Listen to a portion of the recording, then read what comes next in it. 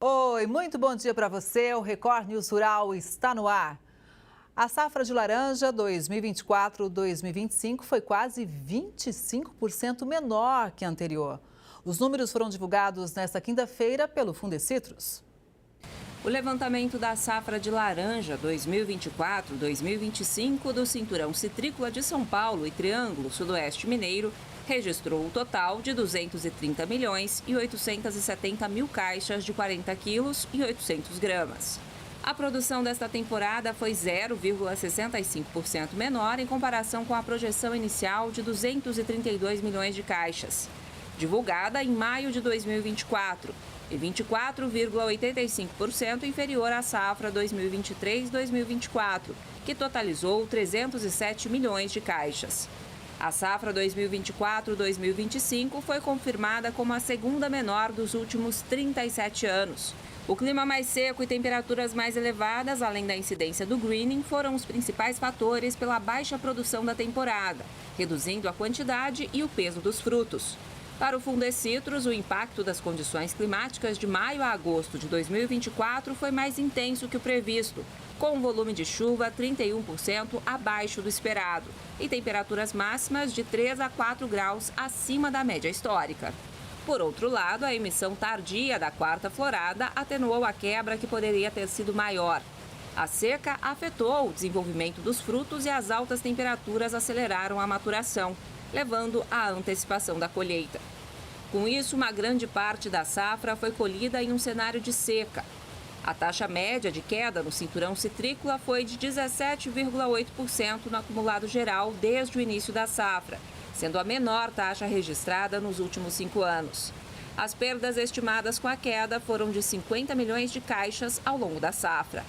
A estimativa da safra 2025-2026 e o inventário de árvores vão ser divulgados em maio. E a Conab divulgou uma nova estimativa de safra recorde de grãos na temporada 2024-2025. A produção deve ficar em torno de 330 milhões de toneladas. Com maior área plantada, prevista em 81,7 milhões de hectares, um acréscimo de 1,7 milhão de hectares em relação a 2023-24, e condições climáticas favoráveis registradas na primeira safra nas principais regiões produtoras, a estimativa de colheita de grãos esse ano, se confirmada, é a maior já registrada na série histórica da Conab. Os novos dados divulgados pela Companhia Nacional de Abastecimento apontam uma safra de 330 milhões e 300 mil toneladas, um aumento de 32,6 milhões de toneladas em comparação ao ciclo passado. A produtividade também deve aumentar, cerca de 8,6%, estimada em 4.045 quilos por hectare, com a perspectiva positiva do clima para as culturas de segunda safra. A soja deve registrar o maior volume. De acordo com a Conab, a produção deve ser de 167,9 milhões de toneladas, 20,1 milhões a mais que a safra passada. O Centro-Oeste, principal região produtora do grão, deve registrar um novo recorde na produtividade média das lavouras, com 3.808 quilos por hectare. Mato Grosso já colheu 95,5% da área semeada. A colheita em Goiás já atingiu 97% da área. Para o milho, somados os 3 ciclos da cultura, a produção está estimada em 124,7 milhões de toneladas em 2024-25, um crescimento de 9 milhões em relação ao ciclo passado. A produção de arroz deve registrar uma alta de 14,7%, chegando a 12,1 milhões de toneladas. No caso do feijão, o aumento previsto na produção é de 2,1%, podendo chegar a 3,3 milhões de toneladas, somadas as 3 safras da leguminosa. Para o algodão, a expectativa de produção recorde também vem se confirmando. É esperada uma colheita 5,1% acima do volume produzido na safra anterior. E claro que a gente segue acompanhando tudo isso. O PIB do agronegócio teve uma recuperação e subiu 1,8% em 2024. A pecuária ajudou a puxar o número para cima. O produto interno bruto do agronegócio cresceu 4,48% no quarto trimestre de 2024 e fechou o ano com alta de 1,8% na comparação com 2023. Os números são da Confederação Nacional da Agricultura e Pecuária do Brasil e do CPEA. O PIB do setor atingiu 2,7 trilhões de reais em 2024. 1,9 trilhão correspondem ao ramo agrícola e 819 bilhões ao ramo pecuário. Os segmentos de agroserviços e agroindústria foram os principais destaques, com expansão de 3,25% e 2,94%, respectivamente. O setor primário e o segmento de insumos tiveram quedas. O resultado positivo do PIB no fechamento do ano foi puxado pela pecuária, que terminou 2024 com alta de 12,48%. A ausência de chifres é uma característica de uma das raças zebuínas mais importantes do Brasil, o Nelore mocho. Isso facilita o manejo no trato do animal. Além de trazer na genética a precocidade, a criação oferece outras vantagens para o produtor. Estes dois bois são da raça Nelore, já muito conhecida e muito apreciada em todo o país. E tem uma diferença entre eles. É o Nelore sem chifre, que nós chamamos de mocho.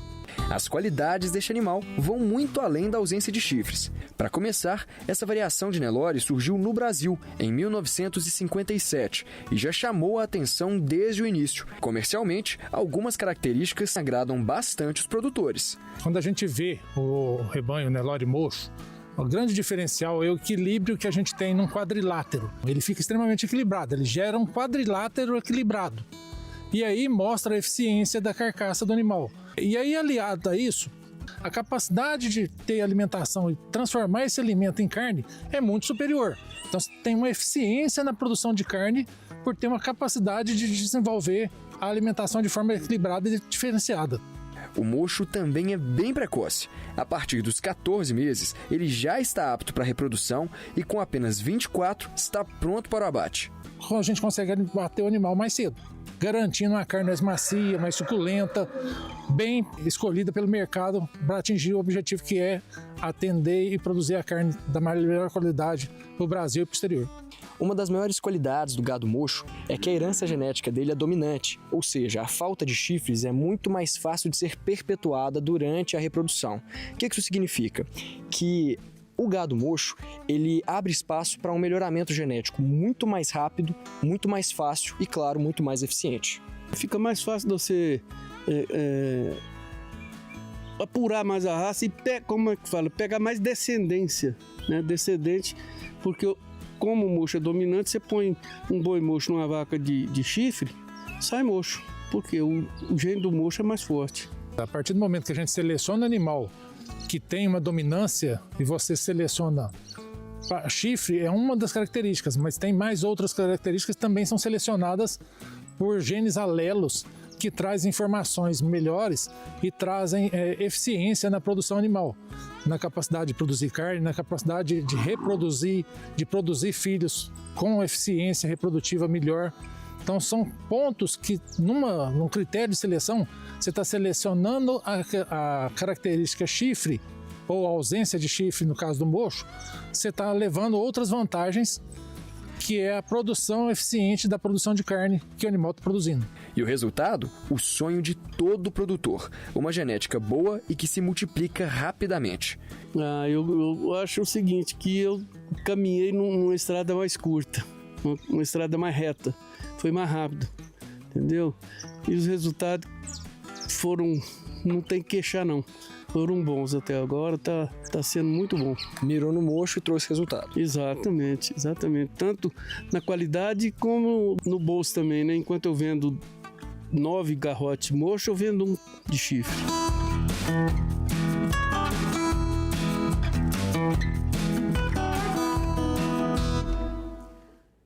A fruta mais consumida no Brasil é também o sustento de uma família no interior de Mato Grosso.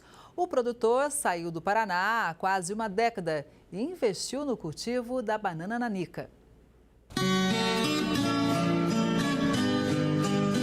A A banana é a fruta mais consumida em todo o Brasil, segundo a pesquisa de orçamentos familiares do IBGE, e, consequentemente, se torna a mais produzida.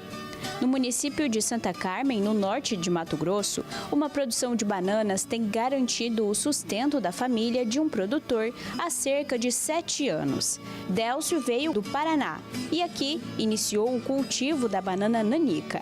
Viemos para cá para trabalhar justamente com essa cultura. Nunca havíamos trabalhado com a parte rural. Começamos pequenininho, começamos com 2.500 plantas e encaixotando embaixo de um pé de árvore, na sombra daquela árvore quando tinha. Trabalhamos bastante embaixo da chuva e essa é a luta do lavoureiro. Entre cunhados e sobrinhos, eles mantêm uma linha de produção diária, colhendo os frutos, separando e lavando as bananas, embalando e distribuindo nos comércios e para a merenda escolar da rede pública de ensino da cidade e de outros municípios. A produtividade varia de acordo com as épocas do ano. Ela tem picos durante o ano, isso que vai influenciar é a chuva. Aqui no Mato Grosso nós temos bastante chuva, né? Então praticamente 6 meses de água e depois seca. Então na chuva ela produz muito bem. Hoje nós estamos tirando aqui hoje em torno mais ou menos de 350 caixas por semana. Com um quantitativo alto de colheita, a produção é satisfatória para o produtor. Mas manter toda a plantação saudável exige muitos esforços, especialmente na época das chuvas, quando a chamada cigatoca ataca com maior intensidade. A doença fúngica pode causar morte prematura das folhas e enfraquecimento das plantas, diminuindo a produção.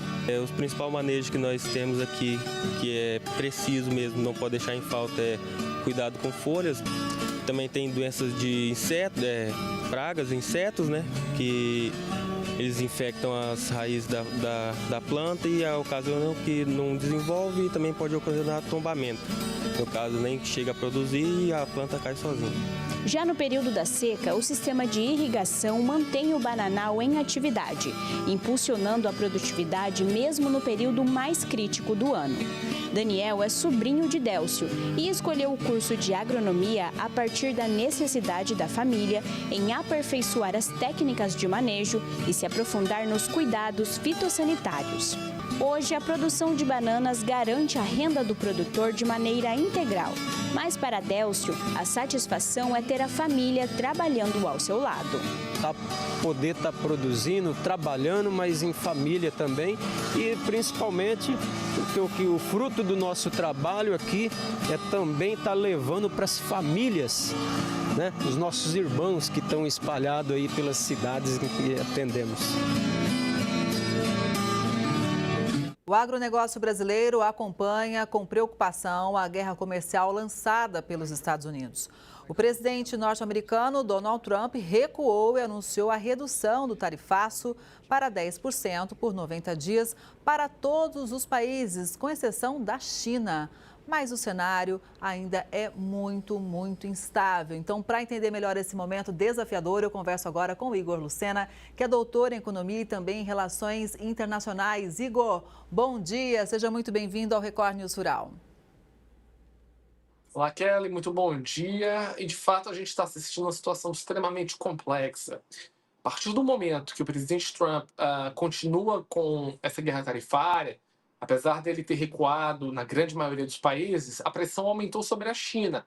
Os efeitos do aumento sobre essas pressões com a China fazem com que a carga global de tarifas continue basicamente intacta, pelo tamanho da China e pelo tamanho da relação entre os dois países. O que isso significa para o nosso agro? Primeiro, significa uma diminuição dos investimentos, já que não se sabe exatamente como vão chegar esses produtos.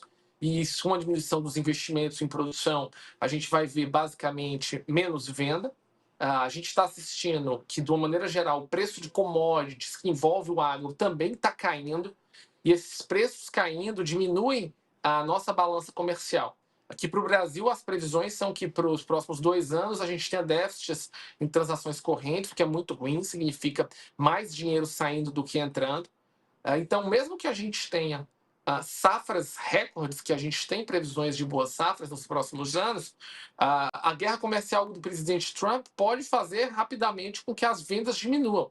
Mesmo se as vendas não diminuírem, o que seria ainda uma boa notícia, mas acho muito improvável, a gente vai ver uma queda dos preços, e isso significa menos receita para o agro brasileiro. E eu estou falando do agro porque é o foco do programa, obviamente, mas isso está se aplicando a tudo, desde petróleo, minério de ferro e vários outros que, de fato, estão extremamente impactados. Igor, e a gente acompanha, obviamente, essa briga de gigantes, né? A China, nossa principal parceira comercial, Estados Unidos vem na sequência em segundo lugar. Os dois juntos, né, China e Estados Unidos, representam cerca de 40% do PIB mundial. Ou seja, não é fácil substituir um parceiro comercial desse. Inclusive, um funcionário da Casa Branca explicou ontem que, na verdade, a tarifa da China ela chega a 145%, isso somando, né, os 20% que já eram aplicados antes de abril. Então, veja, é como se a gente fechasse as portas, né, os Estados Unidos fechassem as portas de negociação.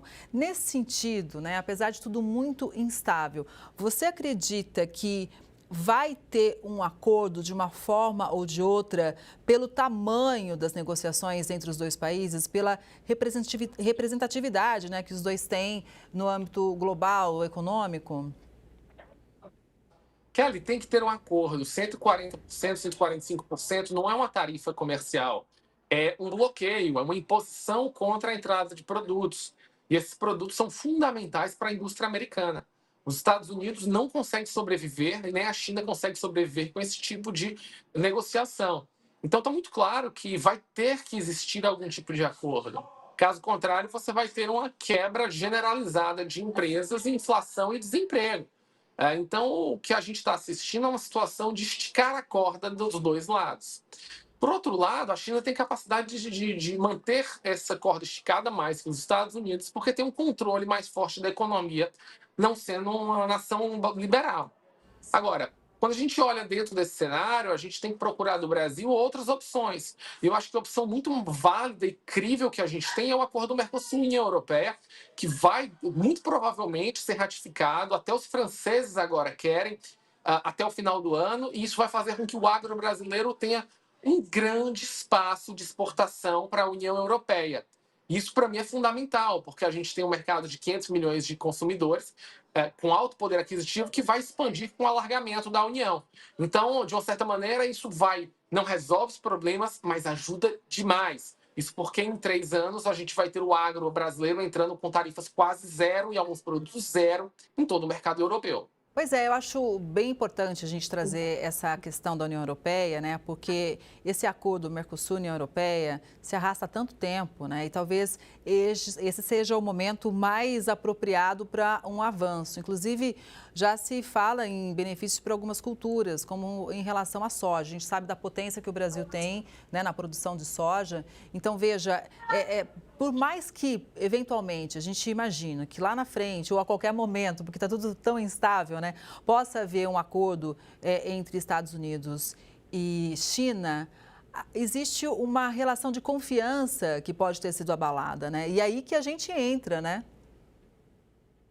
Exatamente, a relação de confiança foi abalada e a probabilidade que não haverá, de uma maneira muito clara, um acordo crível, né? O acordo pode ser rompido a qualquer momento, como o NAFTA foi nos últimos 2 anos, nos últimos 3, 4 anos. A gente teve uma renegociação do NAFTA basicamente 2 vezes. Então, o meu ponto de vista, eu acho que isso é muito claro, é que o Brasil e o Mercosul se tornam players extremamente confiáveis, seja para a China, obviamente, que a gente tem já uma forte parceria comercial, mas muito mais para os europeus, que entendem que uma vez o acordo ratificado, não será alterado por presidente A ou B que muda. Então, muito mais complexo do que as próprias relações comerciais e a confiança de que acordos serão honrados. E o Brasil e o Mercosul, os nossos parceiros, temos históricos de honrar todos os nossos compromissos. Eu acho que isso dá ao Brasil uma vantagem nesse momento. Até porque ontem, Igor, a gente mostrou ao vivo aqui na Record News uma reunião de gabinete do presidente Donald Trump, né? E a gente vê que realmente a pressão em cima da China continua. Inclusive, por exemplo, sobre o canal do Panamá, né? Então, a gestão Trump dizendo, nós vamos tirar o controle chinês do canal do Panamá. Então, veja como a situação ainda entre Estados Unidos e China, essa relação ela está muito, muito complicada. Obviamente, o Trump também disse que não quer escalar para além da questão comercial, né? Não interessa para ninguém que avance além disso. Mas o fato é que o clima realmente esquentou. O clima esquentou, o clima está difícil e a gente vai ter que esperar muito tempo para ver o que vai acontecer na prática, Kelly. Mas o meu ponto de vista é que não dá para manter essa situação mais de 30 dias. Esse acordo vai ter que sair de alguma maneira, as partes vão sentar, e uma vez o acordo se tornando realidade, a gente vai assistir a uma volta no mercado acionário, e minha previsão seria uma volta nos preços dos ativos de commodities e uma espécie de rebound da economia, o que melhoraria os termos de trocas e, obviamente, as exportações brasileiras. Então, a gente está passando por um período de transição. E a gente tem que esperar, de fato, mas quando esse acordo vai se tornar uma realidade. Exato. Agora, nesse tabuleiro de xadrez, né? Aqui, recentemente, ouvindo o ex-ministro da Agricultura, Roberto Rodrigues, ele trouxe um dado muito importante para a gente, que é a demanda por alimentos em escala global, ela só aumenta e o Brasil é o país que tem a maior possibilidade de aumento de produção sem aumentar a área plantada. Vamos imaginar, então, Igor, que realmente esse acordo não saia rapidamente. O Brasil seria a melhor opção para aumentar a exportação de algumas commodities do agro, né?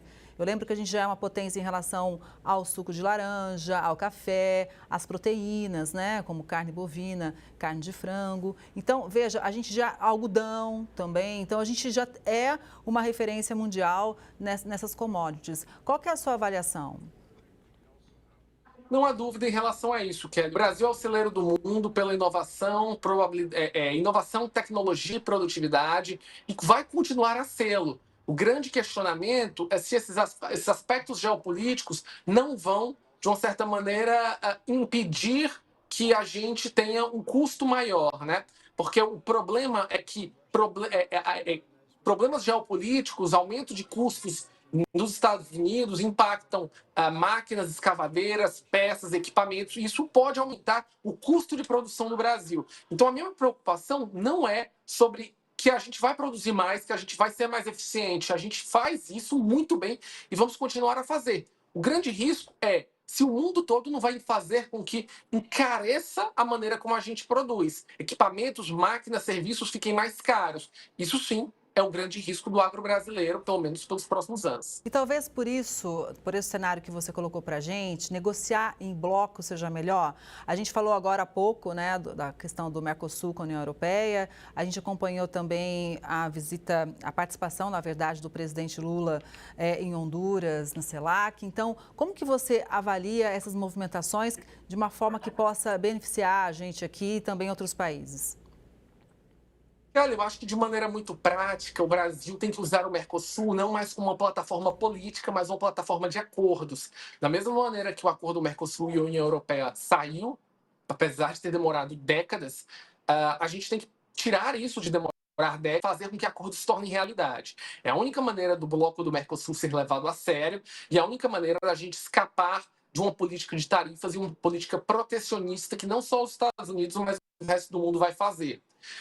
Negociar com o Brasil é uma coisa boa, positiva, o nosso mercado é grande, mas negociar em bloco é muito mais atrativo. E eu acho que a partir de agora, os países vão negociar nos seus blocos ou de uma maneira bilateral. E não porque eles são contra o multilateralismo, mas porque basicamente os Estados Unidos está impondo essa regra como uma nova maneira global de negociação, e acho que muita gente vai ter que seguir isso.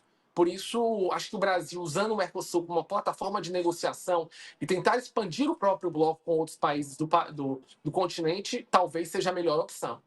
Exato, né? Até porque tudo isso, né, vai sendo negociado, a gente vai ter que ver como que vai acontecer, mas o fato é que hoje, né, a tarifa ela aumentou, né? A gente tem que lidar com isso na prática. A gente lembra, por exemplo, em relação ao café, os Estados Unidos são o principal mercado, né?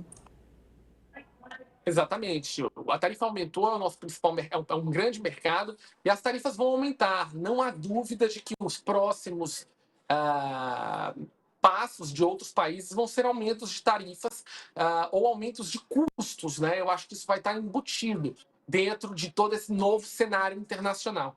Então, se o Brasil tem uma missão de casa a fazer, é buscar novos mercados consumidores, tentar diminuir seus custos, Kelly, e na prática procurar realizar transações de uma maneira mais fluida. E eu acho que se a gente começar com a União Europeia, vai ser um bom começo e talvez um exemplo para que a gente possa avançar com outros países, como Índia, Canadá, Tailândia, Indonésia e até mesmo o Japão, como a gente teve uma última reunião do presidente por lá. Até porque, né, a gente está falando de negociação, de tarifa e tudo mais, mas vamos lembrar que o mundo enfrenta uma alta de demanda e, ao mesmo tempo, problemas no campo, com incertezas climáticas, com impactos do clima, falta chuva ou chove demais. Então, muitas culturas estão registrando queda de produção, né? Então, o mundo afora, não só aqui no Brasil. Então, quando a gente fala de agro, né, ainda tem esse fator climático. E o fator climático, Kelly, ele começa a entrar dentro das contas públicas, né, e dentro dos custos. Não é muito fácil de fazer isso, mas a partir dos próximos relatórios, a gente vai assistir que os custos climáticos de seguro, de transição, de financiamentos para impedir desmatamentos, queimadas, enchentes, tudo isso vai impactar diretamente os custos de produção e, no final, quem paga a conta é o consumidor final. Então, até a necessidade de manter, de preservar o meio ambiente, também de mitigar as suas mudanças climáticas, serão agora efeitos fundamentais dentro da composição de custos do agro brasileiro e também do agro mundial. E só para a gente dar um panorama aqui, fui buscar o dado, viu, Igor? O Secafé, por exemplo, divulgou que em março os Estados Unidos eles representaram realmente o maior mercado consumidor brasileiro, representando 16,9% das exportações de café. Então, veja como realmente tudo que muda de cenário, de taxa, tem reflexo lá para o produtor rural, né? Não há dúvida. E o mercado de café já está muito caro. A gente está vendo o mercado de ovos também, não só aqui nos Estados Unidos e no mundo. Então, o cenário do agro, até porque ele é super importante para a alimentação das pessoas, né? Então, é necessidade básica 01. Mas esses pequenos detalhes e também essas mudanças estão impactando diretamente custos e preços. Então, o agro está tendo uma volatilidade tão grande quanto alguns mercados dentro da Bolsa de Valores, quando a gente olha a questão anualizada, né? Então, isso é algo que a gente vai ter que colocar dentro das mesas e isso impacta diretamente a própria pessoas, impacta governos, impacta popularidade. É uma dinâmica que a gente não tinha no passado e agora está tendo. A gente vai seguir de olho analisando. Igor, muito obrigada, viu? Foi especial te ouvir. Um bom dia para você. Eu que agradeço. Um bom dia, Kelly. Bom dia a todos. Obrigada mais uma vez. E essa edição do Record News Rural fica por aqui. Muito obrigada pela sua audiência. A gente se vê no próximo programa. Até lá!